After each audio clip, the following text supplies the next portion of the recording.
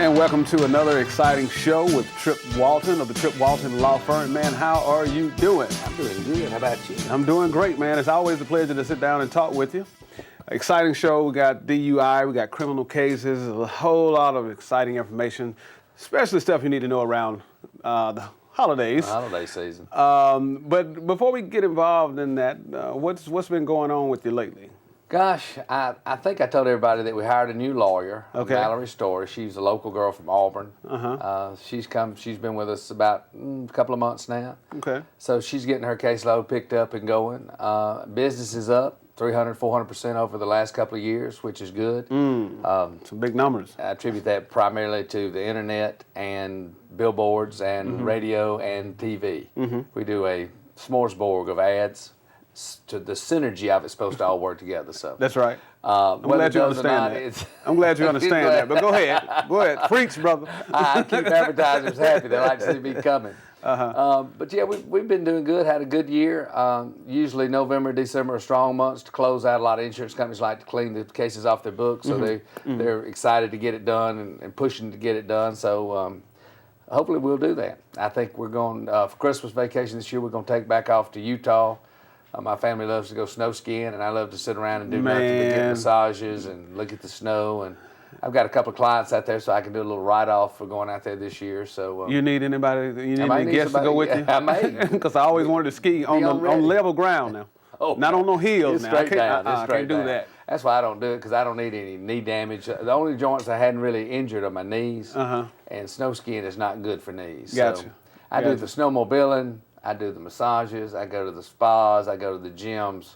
I sit around and watch a lot of football. Okay. And then I eat out at nice restaurants. So that's, we take the whole family. We don't give Christmas gifts. We quit doing that about 8 years ago. We pick a trip and go on a trip. And that's everybody's Pick a trip, Christmas. go on a trip. Pick a trip, go on a trip. All right. Kevin and Deborah Dunn on standby. Go ahead. Gotcha. All right. But anyway, looking forward to the holiday season. That sort of ties into, we're going to be talking a little bit about weed cases in Alabama, DUI cases in Alabama, which we see a ton of around the Auburn area. Wow. I guess it's I wonder why. everywhere. Oh, it's everywhere, yeah. Students, but more than just students. I mean, you're going to have Christmas parties coming up. We've had numerous little old ladies have too much punch and bump into somebody and think it's not a big deal, and they end up in handcuffs and in jail. So it's a good topic to talk about this time of the year. Gotcha. And you also, we're in the season where you're not going to allow 44 teenagers to decide your fate for the next year. You're right about that. I'll never forget you said that. I'll never forget you saying that. I'm not going to, I hate to say it, but I'm not even going to say it. I've already said it, but go ahead.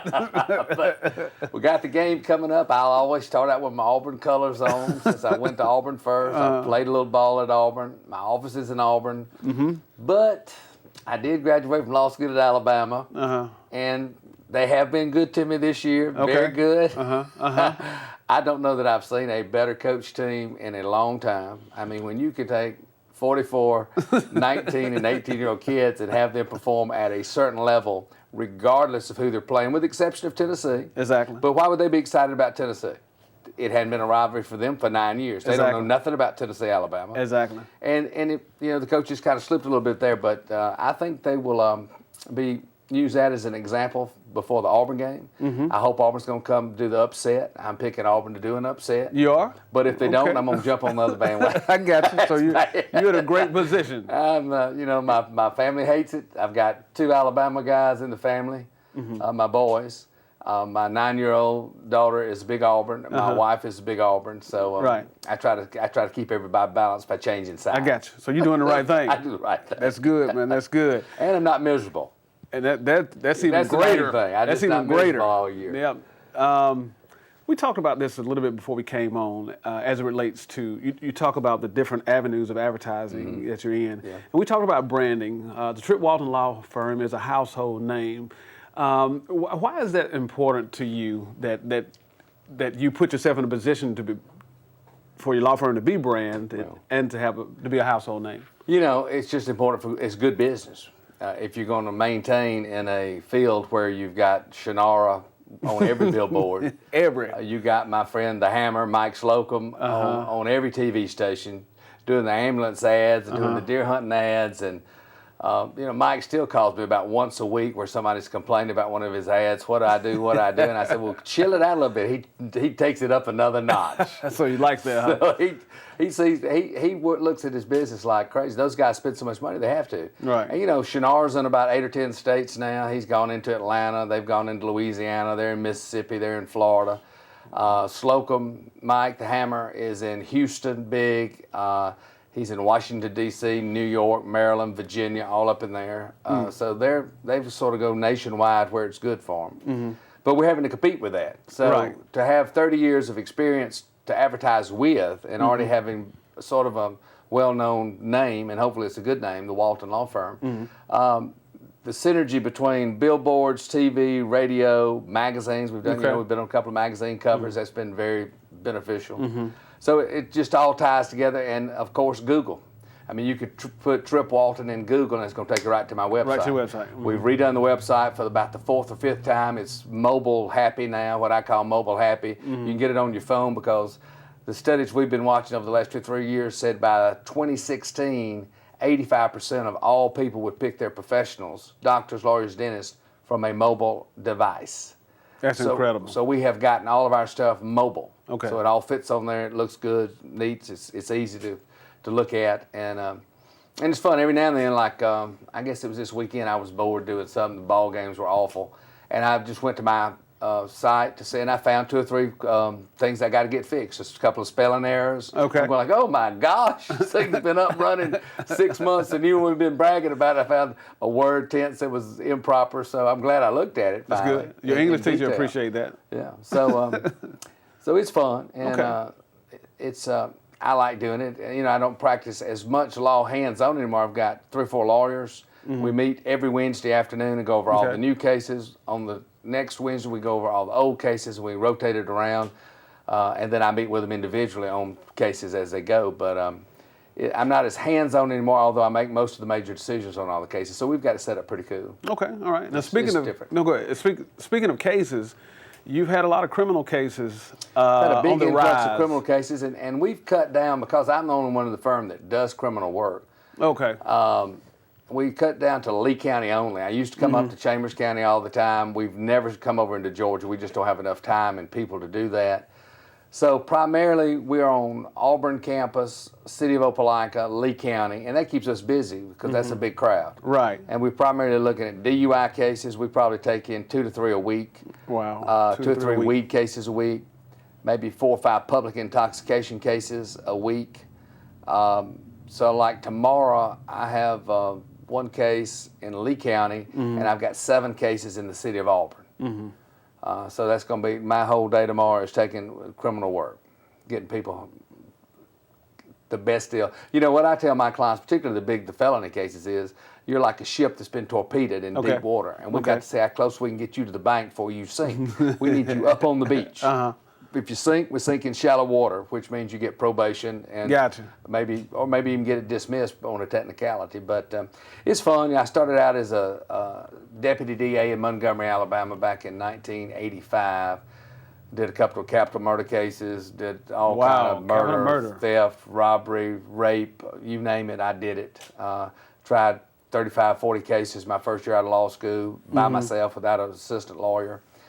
Then came to Auburn to private practice, and the firm I went in with handled the city of Auburn prosecution, so I segued into the city prosecutor job there in Auburn, handling DUIs, weed cases, public intoxication, primarily with students. So I did that for 5 to 8 years. Okay. And so I had both the city prosecution and the state prosecution. So rather than just give it up, do nothing but civil work, I still do toy around with the criminal work in that area. I just can't get up, living in Montgomery, I can't get up and be in LaGrange at an 8 o'clock hearing 2 or 3 times a month for criminal work, or be in Lafayette or be in Phoenix City. So I just limit my territory. Gotcha. So you need a jet to be able to do all that, and that might be on the horizon. Well, you I never hope know. not. I had a friend, but the Hammer wanted me to go with him one time and get a jet. And I said, Mike, you know, you got to fly to Virginia and you got to fly to Houston. I'm gonna take off in Auburn and I'm gonna fly to Roanoke. Where am I gonna land? And then I'm gonna fly to Lynette. And then by the time I get up, I got to come back down. I might as well just drive it down the interstate. So I said, I really don't need a jet. I said, it sounds cool, but I really don't think it's in my budget. Gotcha. Okay. Okay. Cool. I'm pretty sure you're an advocate of don't drink and drive. Don't drink and drive. It just doesn't make sense. And it's so easy to get a cab. And the selling point for me to get a cab, particularly when my wife and I are out drinking and neither one of us should be driving, we get a cab and it costs us $25, or it costs us $35, or it costs us $5, or it costs us $100. Well, I charge a minimum $1,500 to start on a DUI. The fees, the court cost, and all that usually runs the client. So you're out $3,500, $4,500. You lose your license for 90 days. If you're lucky, it's only 90. You can get into all other sort of traps and problems. So, you know, let's think. Do I wait on a cab 15 minutes and pay $25 to go home? Or do I want to take a chance of driving? Another bad thing, if you're driving under the influence and you hit somebody and injure them, you could be looking at, if you kill them, you're looking at a murder or manslaughter case. If you injure them badly, you're looking at assault, and you're going to do jail time on it. If you're driving down the road over .08 and you run a red light and hit somebody and break their hips and they have surgery, you're going to jail. You're going to the penitentiary. You're going to jail. That's just the way it is. There's very few judges that are going to give you probation on a charge like that, no matter who you are. No matter who you are. I mean, you see business people, little old ladies. You see people that have never even heard of jail go to jail on those kind of charges. So it just doesn't make sense to not use a cab or call a friend. Now, let me tell you one thing that's interesting, and you know, we've always told our kids, and this even happened to one of my kids, don't drink and drive, walk if you have to. So then they get arrested on campus for public intox, and that's big. And it's irritating. But a lot of them are passed out, a lot of them are stumbling down drunk out in traffic, so they probably need some assistance. But a lot of them are not, so that's the problem. The public intox, when a kid's trying to do the right thing, or pulls over on the side of the road and takes a nap. I had a judge call me one time, that happened to his son on the interstate. He had sense enough, he pulled way off the side of the road and was sleeping it off because it dawned on him, I may be not able to drive correctly. So, well, they wake him up and arrest him.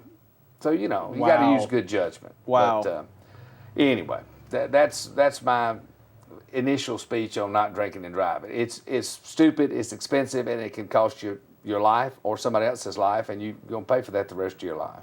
Okay. So it's just not fun. Just not fun. No. Okay. Problem is, most people, when they drink, they don't think. How can you think when you drink? How do you think when you drink? You need to plan before you go out if you're going to drink to how you're going to get home. It's kind of, and we got to take a commercial break in just a second. That takes me back to when we used to go to Cancun. Not having a beer commercial always. No.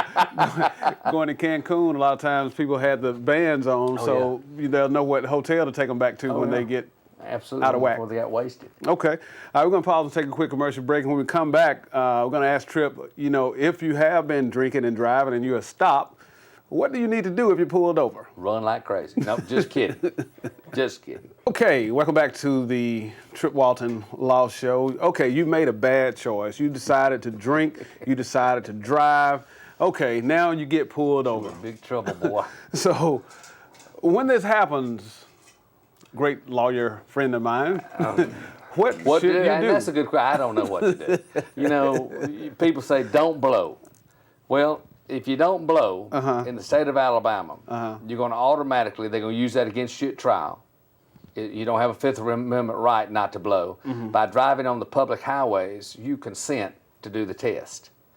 You don't have to have Miranda rights read to you. You can't refuse it. You can refuse it, excuse me. You can refuse it, but if you refuse it, you're going to lose your license automatically on top of a conviction, so you can lose it for a whole lot more than just 90 days. They're going to hold you in the jail for probably 24 hours. Now, the interesting point about that, if you don't blow and they lock you up, they're going to hold you for 24 hours, and there's nowhere in the law which gives them the right to do that. Zero. Wow, interesting. They are supposed to hold you until your blood alcohol level meets the statutory, right below the statutory level, which is below .08. They don't do that. they could lock you up in there. If you refuse the test, you could be .02 or .01, and you're still going to sit in jail 24 hours. And there is absolutely no legal foundation for that. That's just what they do, and that's what they've always done. I've been wondering when there's going to be a class action about that for years, and who's going to take it on and what the damages would be. So that's something interesting. But you got to know you're going to be put in jail if you don't do the test. And a lot of times they tell you we're going to lock you up for 24 hours, which is sort of a threat of incarceration to get you to do the test. And it's just absolutely, there's no law written anywhere on that for 24 hours. That's just what they do. And I've researched that, and I've had lawyers who write the book on the law tell me, you're right, it's not anywhere. It's not anywhere. So, the one thing that I would recommend doing is be polite. Don't cause yourself any more harm than you're already in. If you take the test, do the test appropriately. You have to blow for 4 seconds.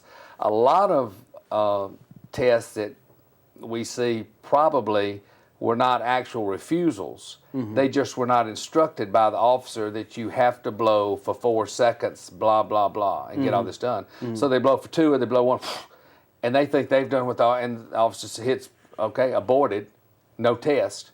You're going to jail for 24 hours, and we're going to report you as a no, that you didn't participate, that you refused the test. We can use that against you in evidence at the trial. So that can be a problem, and that's a way of defending those kind of cases too. There's you know, a lot of people think you can't defend DUIs. You can defend DUIs. Just make sure you've got a lawyer who's knows what they're doing.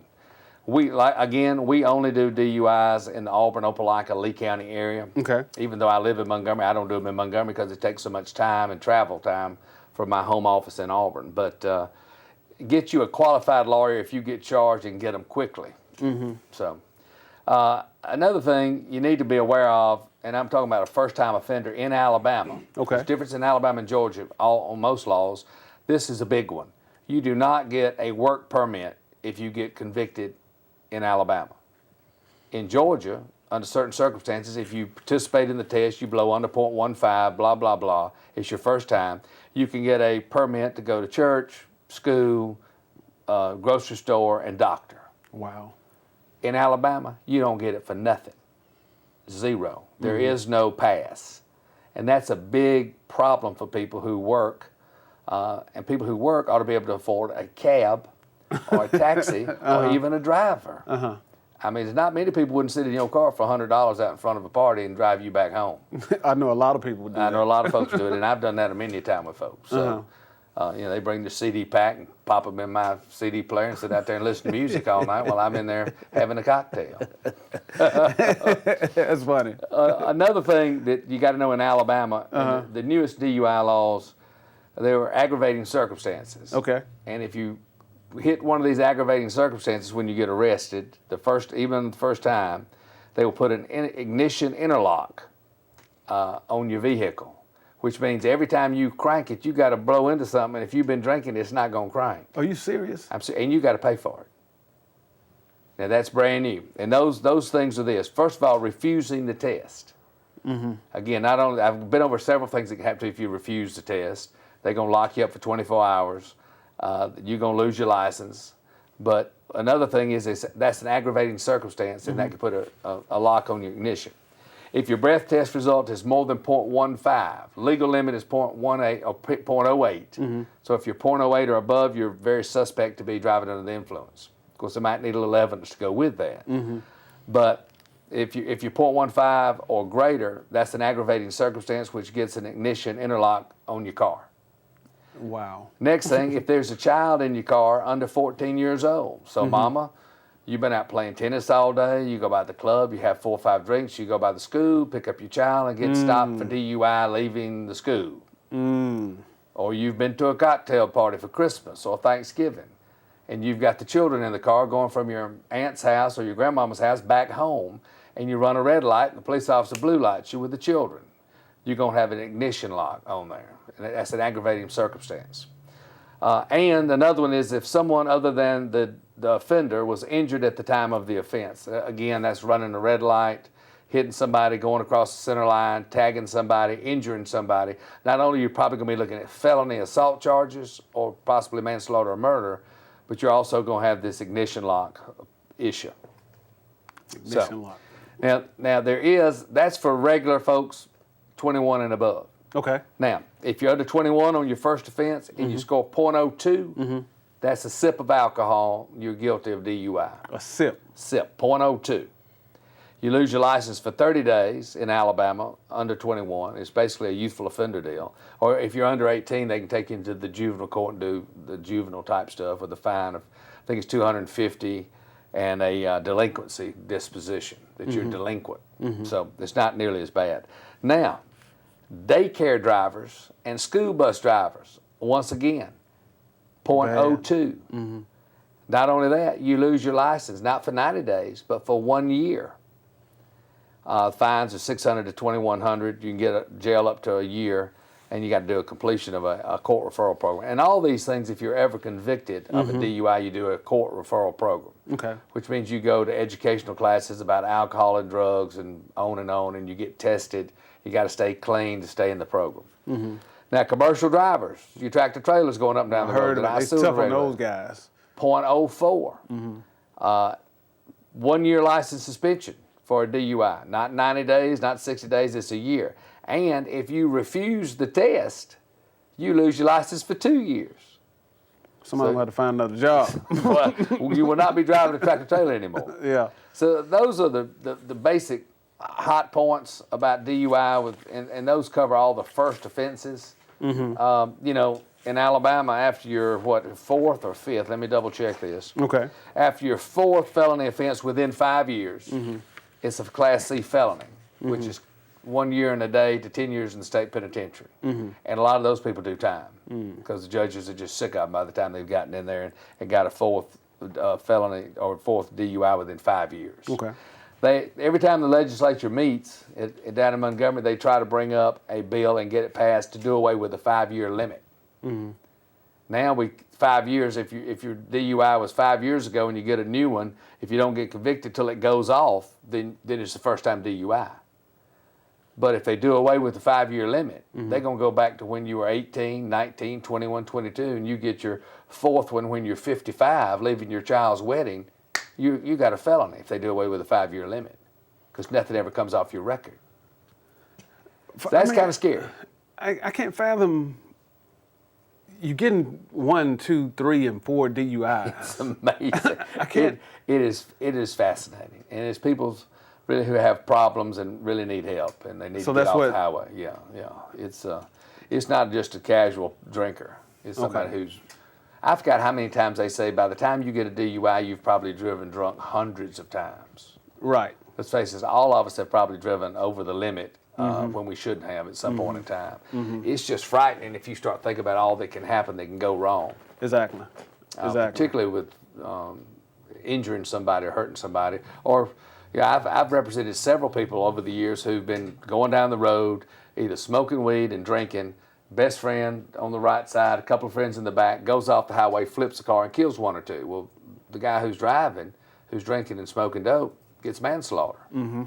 Gets 10 years in the penitentiary. And he killed his best friend on top of that. Just going down in the ditch or dodging a deer and hitting a pine tree. Boom, it's done. So you got to be careful what you do when you drive. It really there's just really no excuse in drinking and driving. Exactly. Okay. Now, when you lose your license, how do you get your license back? They send you notice, and this is another problem that people have. They move a lot, particularly students. They move from this apartment over to this house. They get in a fight with those friends, and they move across town with this other fraternity group. Blah blah blah. You're moving around. So the notice goes to the home address on the driver's license, and a lot of times they try to hide it from their family. And they don't understand that the notices from the State Department of Public Safety are going to go home to mom and daddy in Birmingham, Huntsville, Mobile, Meridian, Mississippi, or wherever. And that's a lot of times when the parents call me, they say, I got this notice. What does this mean? My child has not responded to our telephone call, our text. I said, that means we got a problem. And we need to take care of it. Okay. So, all right. That's sort of the rundown on DUIs. Yes, all right. Now, the marijuana use. The thing that people don't understand about marijuana and minor in possession and minor use of alcohol is, it is not a defense to say everybody does it. It's just not a defense. It's not legal in Alabama. It's never going to be legal in Alabama, not in our lifetime. And I plan on living a long time. I mean, they just voted it down in Ohio. Most states vote it down when they ask the population. Even those that smoke it vote against it. I guess it's exciting to do something you might get arrested for. Oh, let me tell you a funny one. I won't use any names, of course, but I had some clients that were smoking dope, weed, marijuana. And the police officer comes up and they said, officer says, "What you doing?" I said, "We're chilling, buddy. We're chilling." And he said, puts them in handcuffs, takes them on in. The state they're from, that's the citation. Okay. Their parents called me outraged that their children got arrested for smoking weed on campus, minding their own business in the park. And I said, "Where are y'all from?" Of course, then they told me, and it's basically legal there. It's a citation, but anyway, it's interesting. They were just outraged. I had another client over in Tuscaloosa, in Bama. And their child had an issue with some marijuana, and they flew in from Colorado, where it's legal, altogether legal, and they wanted to go meet with the University of Alabama's president to protest their child having to be drug tested the rest of the time he's in the University of Alabama. And I said, they said, "Are we just going to pull him out and take him to Colorado?" I said, "I would suggest just going on to Colorado if you're going to do it. That's not going to go over big at all, not big at all." Anyway, I did want to do a shout out to a couple of folks. Peggy Peterson's in the hospital, one of my longtime clients. I represented her daughter years ago in a wrongful death case on the interstate. I understand Peggy's in the hospital. I hope she gets better. Robert Chambers, everybody's favorite law enforcement officer, still working for the Sheriff's Department down in Chambers County. And didn't want to leave out Gator down on the Bull. We do shows together all the time. I thought I'd do a shout out to Gator. I want to get that in before we got off the subject. I got you. Before we closed it down. Close it down. Went to weed advertisements. I had a client just yesterday on 2 weed cases, one in one town and one in another. And he looked at me seriously. He said, "You think you can stretch these out until it gets legalized?"